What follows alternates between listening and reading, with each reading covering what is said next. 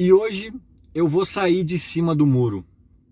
Vou dar uma real sobre o Renato e vou pegar muito pesado com outra pessoa.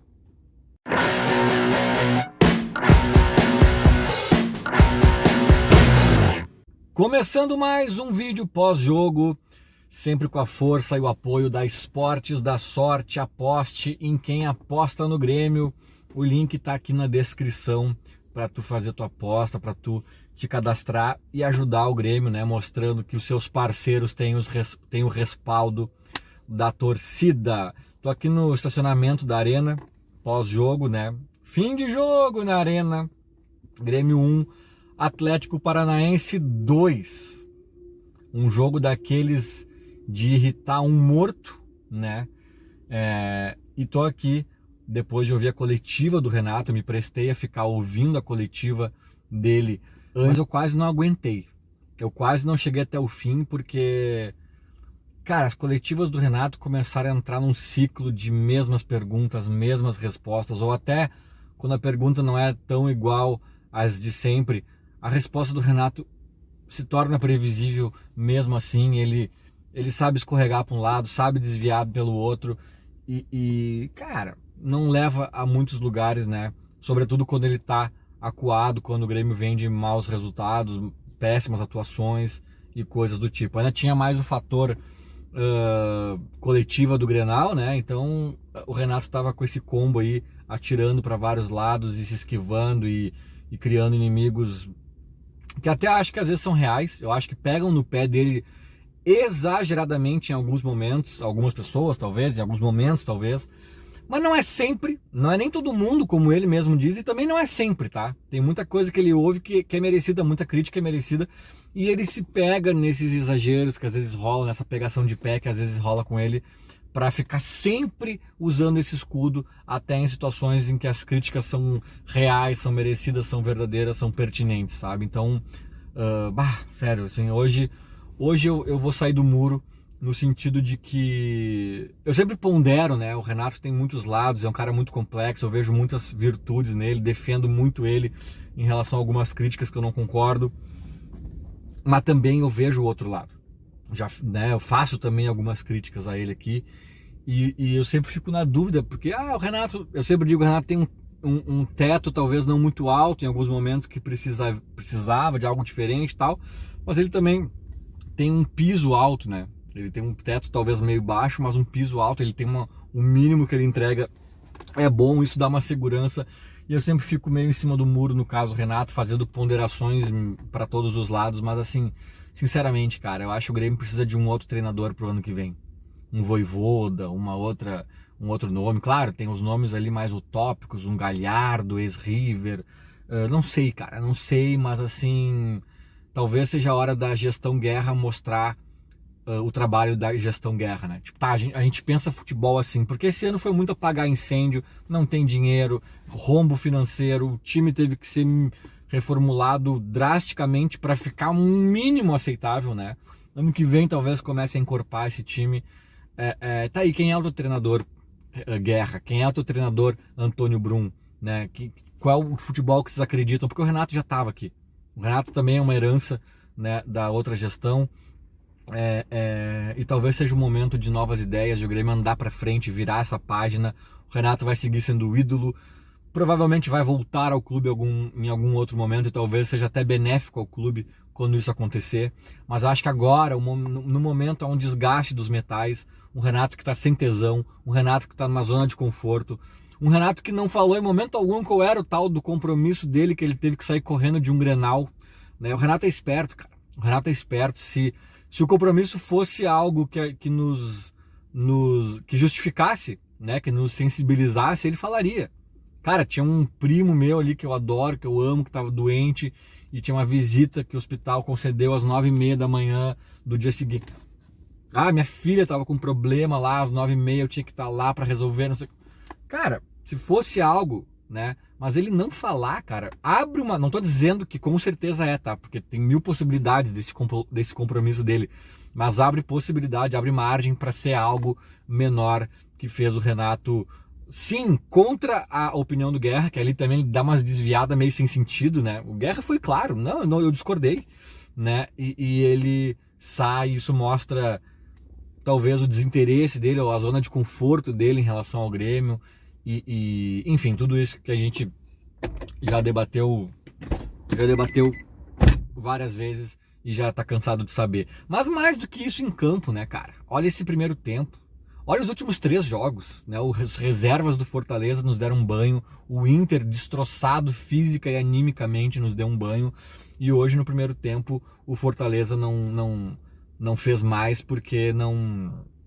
O Fortaleza não... O Atlético Paranaense não fez mais do que um gol, porque sei lá por quê, cara, né? Porque às vezes o futebol tem dessas, mas o Grêmio não viu a bola. O Grêmio, um gol com um toquezinho magistral do Soares, né? Que depois perde um gol feito, eu vou falar disso aqui também.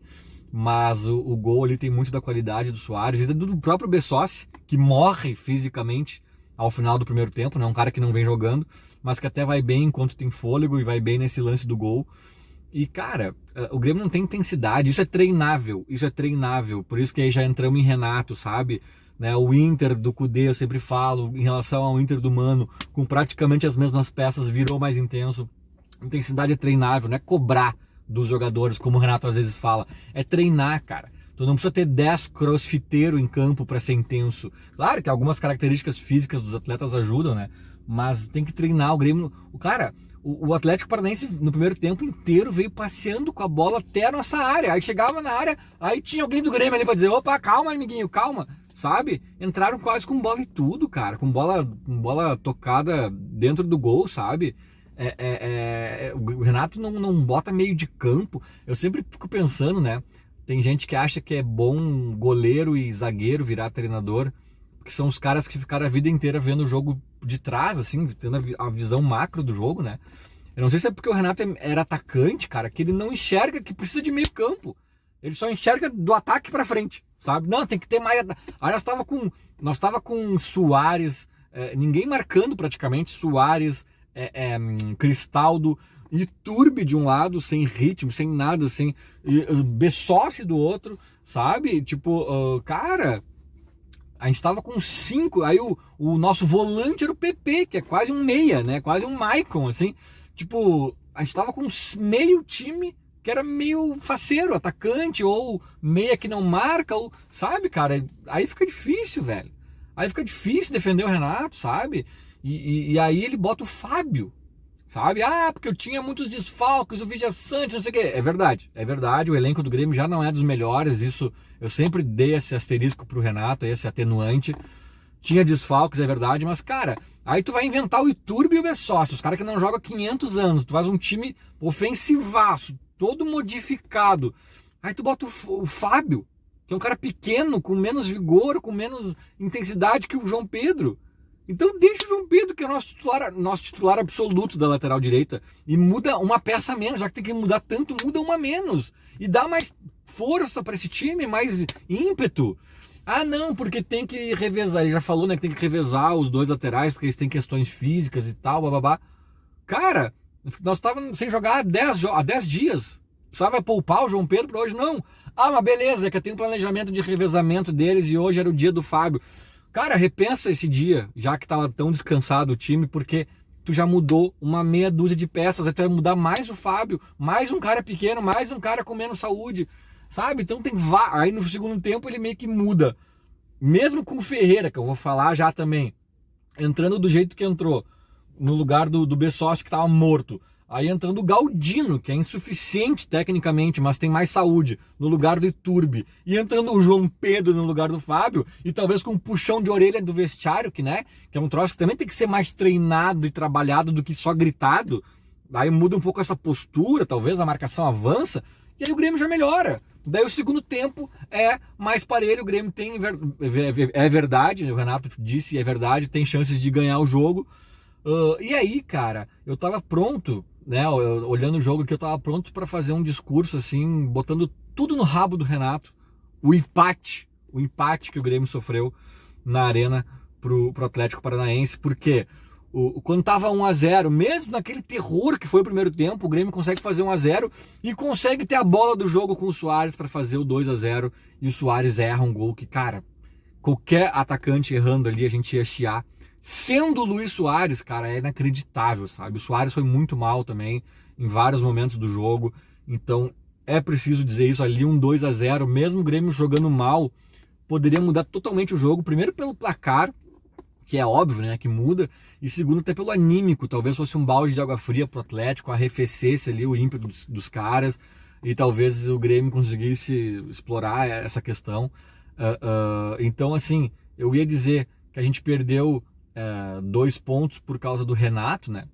Mas na verdade, cara, depois, principalmente depois que o Grêmio toma a virada, eu faço questão de dividir essa conta com os jogadores. O Renato, eu falei bastante dele aqui já, eu acho que pensou mal a escalação, pensou mal várias coisas, mais uma vez sem pensar em ter meio de campo.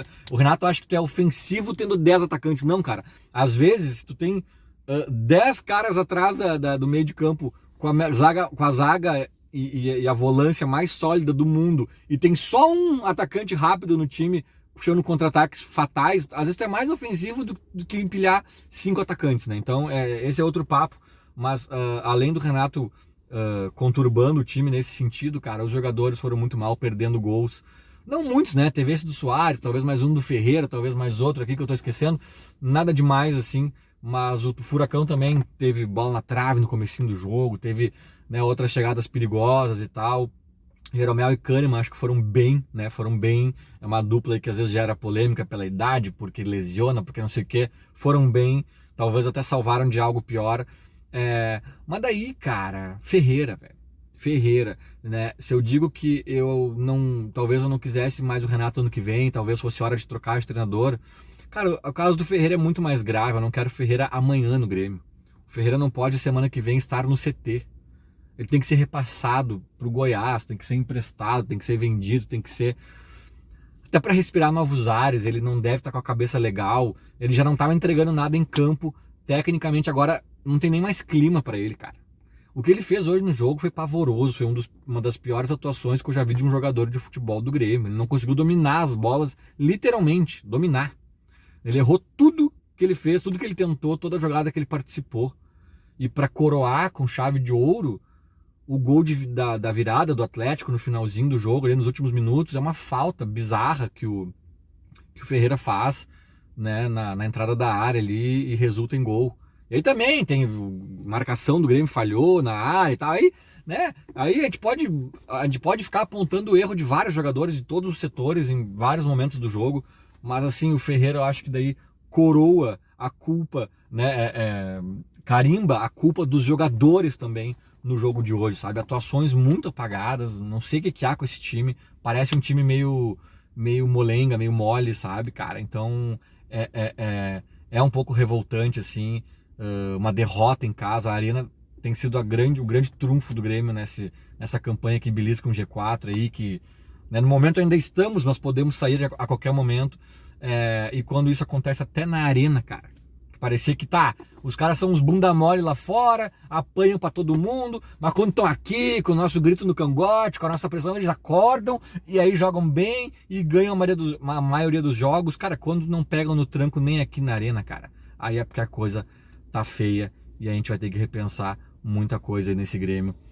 Principalmente pro ano que vem, né, cara? Tanto do Renato, se sai ou fica. Se ficar, é óbvio que eu vou apoiar, que eu vou torcer pra dar certo, mas eu já penso numa possível renovação ali de casa-mata e agora principalmente no que diz respeito ao elenco, né? Tem umas peças aí que não podem continuar por ano que vem, tem que agregar muita coisa, tanto de qualidade quanto de mentalidade, de postura, de saúde, né?